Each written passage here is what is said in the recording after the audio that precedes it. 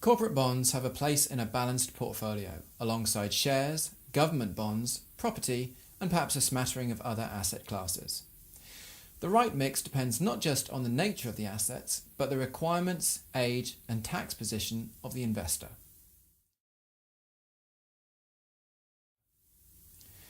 The long-term performance of corporate bonds has not been quite as good as the long-term performance of a broad mix of shares, but their reliability, stability, and only partial correlation with share returns make them a worthwhile addition.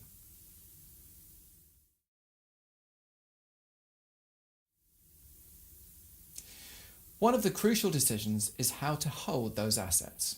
Why buy individual bonds instead of funds? Though bond funds can be good and spread risk easily, they may not offer the particular exposure or size of returns an individual investor is after, and there is always a management charge. When overall post-inflation bond market returns are low, a management charge of even 1% can take a big bite out of returns. Having said that, it is rarely a good idea to have only one or two corporate bonds dominating a portfolio.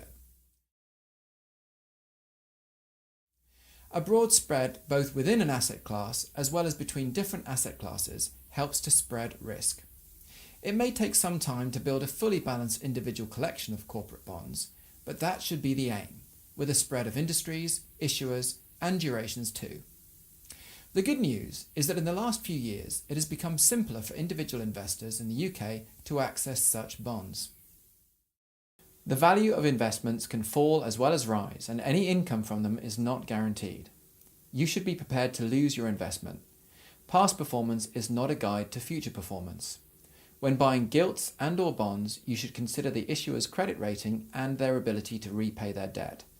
This will have a direct bearing on the value of the investment. Should the issuer default, they may not make interest payments or be able to repay your money.